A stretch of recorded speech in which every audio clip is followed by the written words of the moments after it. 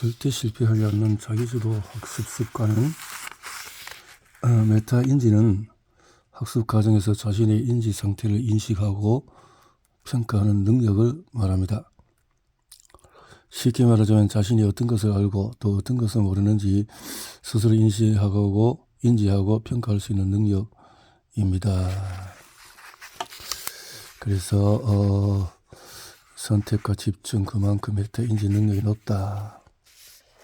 명확하게 구분해서 판단할 수 있는 능력을 키워야 된다.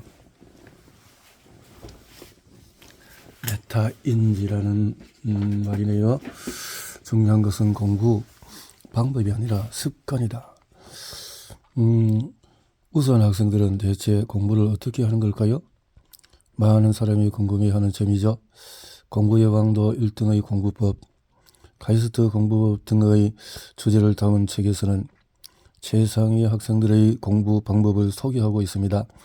그런데 주제가 비슷해서인지 이런 책들을 살펴보면 대부분 비슷한 공부 방법을 소개하고 있습니다.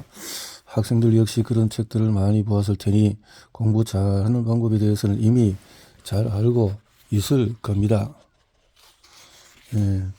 어쩌면 공부를 어려워하는 학생들은 공부를 잘하는 방법을 모르는 것이 아니라 그것을 알면서도 습관으로 만들지 못해서 힘들어할 것입니다.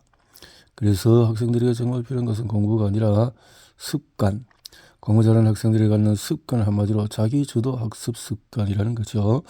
자기주도 습관, 학습 습관, 이것은 인지와 메타, 인지 조절, 동기 조절, 시간과 환경 관리를 잘 해야 합니다. 자기주도 학습 역량을 키우기 위해서는 어떤 공부 습관을 갖는 게 좋을까요? 거기에 대해서 공부해보자. 그렇죠? 첫째, 내용을 효과적으로 기억하고 이해하는 습관. 인지란 사람이 생각하는 과정으로 정보를 받아들이고 이를 처리하고 저장하는 과정을 말합니다. 그럼 인지 전략이란 무엇일까요? 단어정을 만들어서 단어를 반복해서 외우기, 수학 문제 반복해서 풀기, 이해하고 문제를 푸는데 도움을 주기 위해서 사용하는 방법, 공부할 때 인지 전략을 잘 활용하면 학습 효과를 높이고 학습 시간을 줄일 수 있습니다. 하지만 항상 좋기만 한 건 아닙니다. 비효율적인 인지 전략을 활용할 경우에 시간과 노력이 낭비되고 학습 효과를 떨어뜨릴 수 있습니다. 특히 무작정 읽으면서 단편적 지식을 암기하는 방법으로 공부하는 경우에 투자한 시간만큼 효과를 보기 어렵습니다. 예를 들어서 역사 공부를 할 때 교과서에 제시된 연대선으로 역사적인 사건들을 외우며 공부하는 학생들이 있습니다. 반면에 역사적인 사건의 배경, 원인과 결과 등 시대적인 맥락을 파악하며 공부하는 학생들도 있습니다. 이 중에서 어떤 학생이 공부 내용을 오래 기억할 수 있을까요? 당연히 후자의 학생입니다. 효과적으로 기억하고 이해하기 위한 전략은 사람마다 다를 수 있습니다. 절대적으로 좋은 방법이 있는 것은 아니라는 뜻입니다. 그러니 내가 잘 기억하고 쉽게 이해할 수 있는 나만의 방법을 찾고 이를 꾸준히 적용해서 공부 습관을 만들어야 합니다. 습관 챌린지에 참여한 학생들이 갖고 싶어 했던 학습 습관, 인지 전략과 관련된 습관에는 노트 정리, 문제풀이, 오답 노트 작성, 암기 등이 있습니다. 이 각각의 방법들을 좀 더 구체적으로 살펴보도록 합시다.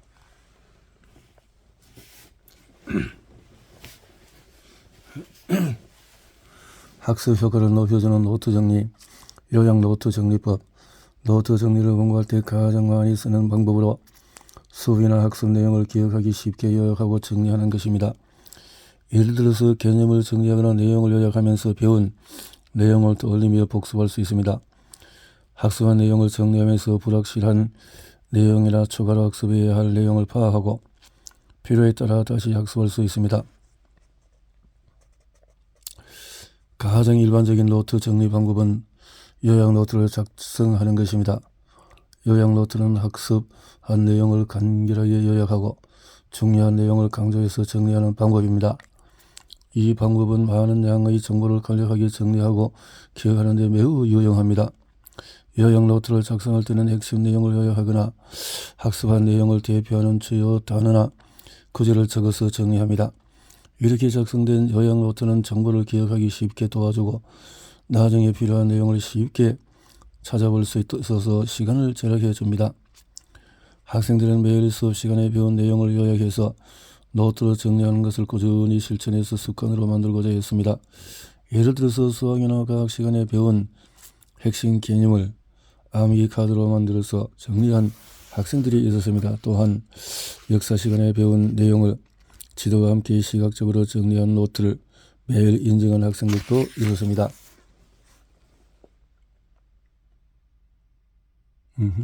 시각화 했는 거네. 시각화해서 역사적인 사건 배경, 원인과 결과, 시대적인 맥락을 파악하며 공부하기 위해서 관련 지도 이렇게 잘 정리가 되었네요. 공식이나 개념 및 원리의 이해가 필수적인 과학 과목의 경우 주요 공식이나 개념을 노트로 정리하는 것이 매우 큰 도움이 됩니다. 특히 복잡한 개념일수록 자신의 말로 정리해서 기록하고 그림을 설명해야 할 수 있다면 학습 효과를 더욱 높일 수 있습니다. 역사 과목에서는 지도와 그림이 모두 중요한 정보이므로 같이 정리하는 것이 좋습니다. 포스트잇 활용법. 습관의 관점에서 추천하는 노트 정리 방법 중에 하나는 포스트잇 활용입니다. 필기 습관이라고 생각하면 학생들이 대부분 큰 부담을 느끼고 시작하기도 전에 지레 겁을 먹는 경우가 많습니다. 이러한 부담감을 줄이기 위해서는 간단한 방법을 활용하는 것이 좋습니다. 포스트잇은 일단 크기가 작기 때문에 보기에도 부담이 없고 면적이 작으니 채우기도 매우 쉽습니다. 필기한 포스트잇을 교과서나 문제집 혹은 책상 옆에 차례대로 붙여놓으면 그 결과물을 시각적으로 확인하기도 매우 편해서 강력하게 추천하는 습관입니다. 특히 수학 과목의 경우에 선생님이 풀어주신 문제풀이나 자신이 따로 풀어본 문제들을 노트에 기록하는 경우가 있습니다.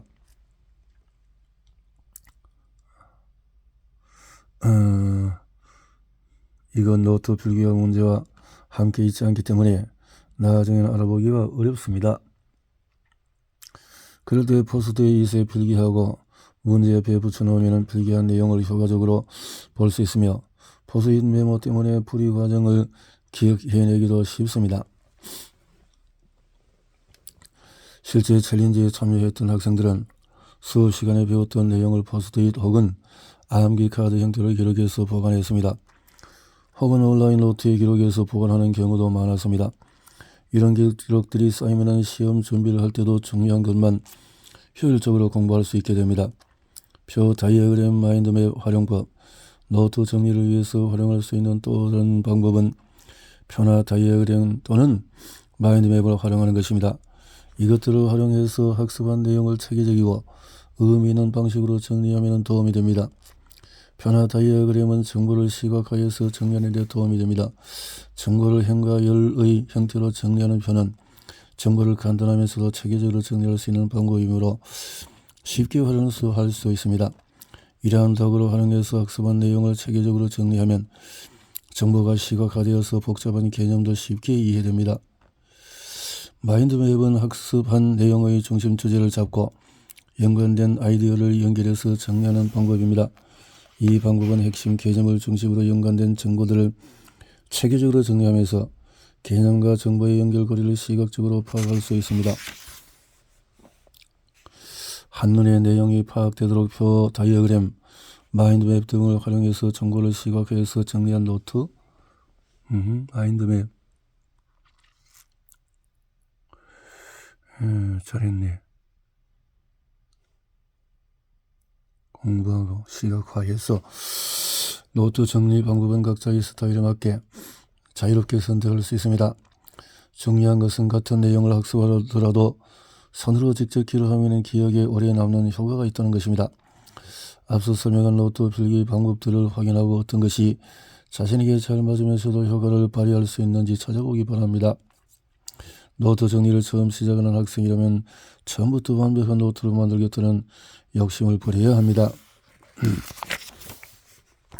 완성도를 높여주는 문제집 풀이. 문제집 풀이는 많은 학생이 선택한 습관 중에 하나입니다. 학습 분량을 측정하기 쉽고 현실에서 많이 접하기 때문에 친근한 습관입니다. 학생들은 매일 개수나 분량을 정해놓고 꾸준히 문제를 푸는 것을 목표로 했습니다. 문제집 풀이를 선택한 학생들 중에서 일부는 단순히 문제를 푸는 데 그치지 않았습니다. 수학 문제를 풀 때 서술형 풀이 과정을 적거나 틀린 문제에 대한 오답 노트를 만들어서 풀이 과정을 다시 복기하는 등 다양한 방법을 찾아서 실천했습니다. 서술형 문제풀이. 수학에서 서술형 풀이는 문제를 해결하는 과정으로 문장이 상세하게 서술해야 합니다. 실제로 서술형 풀이에 어려움을 느끼는 학생들을 보면 서술형의 시작과 끝을 어떻게 써야 하는지 모르는 경우가 많습니다. 물론 글씨 쓰는 것 자체가 귀찮고 번거로워 안 쓰는 학생들도 있었습니다. 하지만 그보다는 서술형으로 문제풀이를 쓰는 방법 자체를 몰라 시작을 못하는 경우가 더 많았습니다. 그럴 때 가장 좋은 방법은 선생님이 필기한 풀이를 따라서 써보는 것입니다. 나보다 실력이 뛰어난 사람의 풀이를 따라 쓰다 보면 점차 어떻게 서술형 풀이를 하는지 그 구조를 깨달을 수 있습니다. 무엇보다 모범 답안을 그대로 따라 쓰는 것이기 때문에 서술형 풀이의 부담감에서 자유로울 수 있습니다. 따라 쓰다 보면 어느새 풀어 쓰는 방법을 배울 수 있을 것입니다. 문학을 공부하는 사람들이 초반에는 명문장을 따라 쓰면서 좋은 문장 구조를 익히는 것과 비슷한 원리입니다. 이후에는 선생님의 풀이 스타일과 비슷한 형태로 풀이를 쓰게 될 것입니다.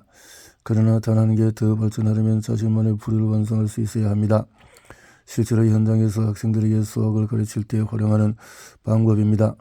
서술형 문제의 정답을 맞춘 학생들에게 선생님의 문제풀이 과정을 그대로 써보게 합니다. 문제의 정답을 맞춘 학생이라 하더라도 풀이의 완성도가 제각기 다르기 때문입니다.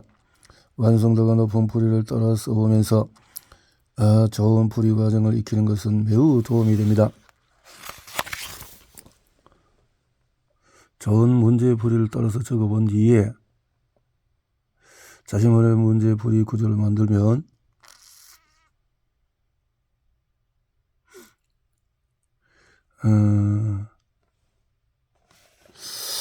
오답 노트 작성하기. 오답 노트 작성은 공부 잘하는 학생들의 공부 비법으로 자주 등장합니다. 이는 틀린 문제와 그 이유를 정리하는 방법으로 실제 상위권 학생들이 자주 쓰는 방법입니다. 문제를 풀고 채점한 후에 틀린 문제뿐만 아니라 맞았지만 풀이 과정이 확실하지 않았던 문제도 다시 풀어보면 도움이 됩니다. 실제로 오답 노트를 작성할 때 가장 주의해야 할 점은 나중에 같은 문제를 풀 때 다시 풀어볼 수 있는 상태를 만들어야 한다는 것입니다. 만일 현실적으로 이렇게 오답 노트를 만들기 어려운 경우 가장 추천하는 방법은 문제집을 2권 사는 것입니다. 문제집을 2권 사서 한 권을 먼저 풀고 채점합니다. 실전 팁을 말씀드리면 해마다 문제집이 개정판을 내는 경우들이 있습니다. 그러면은 문제들의 배열이 달라질 수 있으니 나중에 다시 사지 말고 처음에 2권 사는 것을 추천합니다. 같은 문제집이지만 출판되는 버전에 따라서 내용이 조금씩 다를 수 있기 때문입니다. 서술형 풀이와 오답 노트는 학습 경험을 누적해서 효과적인 학습이 이루어질 수 있도록 하는 중요한 학습 방법입니다.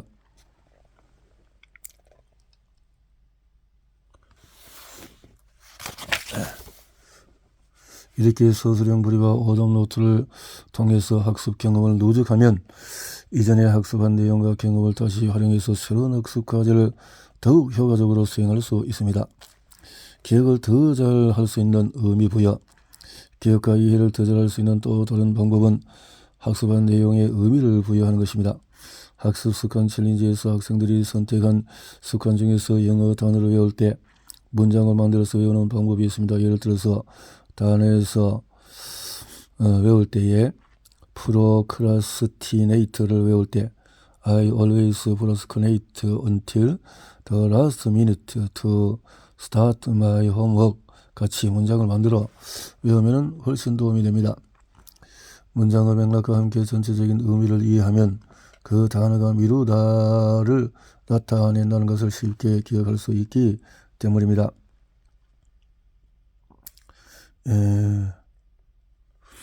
과학이나 수학에서도 이와 비슷한 방법을 적용할 수 있습니다. 내비게이션 중에서 그 한 예가 될 수 있습니다. 내비게이션에는 도착할 때까지 남은 시간이 시시각각 변하면서 표시됩니다. 남은 시간은 도착지까지 남은 거리를 현재 속도로 나눠서 계산합니다.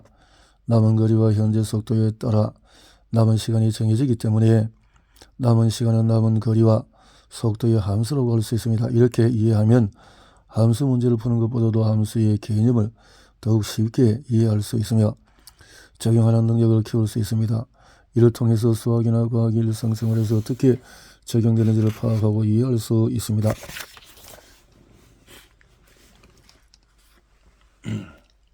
둘째, 아는 것과 모르는 것을 구분하는 메타인지 습관. 메타인지에 대해서 많이 알고 있을 것입니다. 메타인지는 공부 잘하는데 꼭 필요한 능력으로 알려져 있습니다. 그런 메타인지란 정확히 어떤 것일까요? 메타인지는 학습 과정에서 자신의 인지 상태를 인식하고 평가하는 능력을 말합니다. 쉽게 말하자면 자신이 어떤 것을 알고 또 어떤 것을 모르는지 스스로 인지하고 평가할 수 있는 능력입니다. 우수한 학생들은 학습 과정에서 이미 알고 있는 내용과 모르는 내용을 명확하게 구분해서 선택과 집중을 합니다. 그만큼 메타인지 능력이 높다는 뜻입니다. 공부를 잘하는 학생들이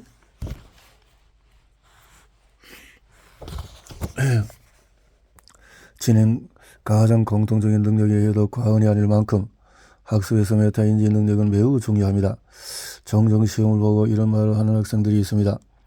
이런 경우 아는 것 같다 하는 착각에 충분히 공부하지 않았기 때문일 수 있습니다. 실제로 아는데 틀리는 경우는 많지 않습니다. 메타인지 능력이 높으면 학습 내용을 어느 정도 이해했는지 어느 부분을 더 공부해야 하는지 등을 스스로 판단할 수 있습니다. 즉 메타인지가 높으면 보다 효율적으로 공부할 수 있다는 뜻입니다. 공부를 어려워하는 학생들의 특징 중에서 하나가 아는 것과 모르는 것의 경계가 불분명하다는 점입니다. 안다고 해서 풀어보려고 했는데 잘못 풀거나 반대로 모른다고 하더니 문제를 제대로 푸는 경우도 있습니다.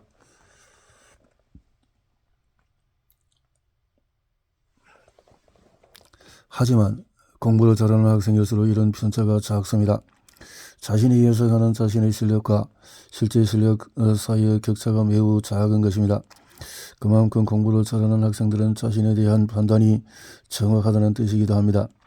그러니 자신에게 필요한 것을 찾아서 공부하는 능력도 탁월할 수밖에 없습니다. 메타인지 능력을 향상시키기 위해서는 자신의 인지 상태를 지속적으로 관찰하고 평가하는 습관을 길러야 합니다. 이를 통해서 자신이 어떤 것인지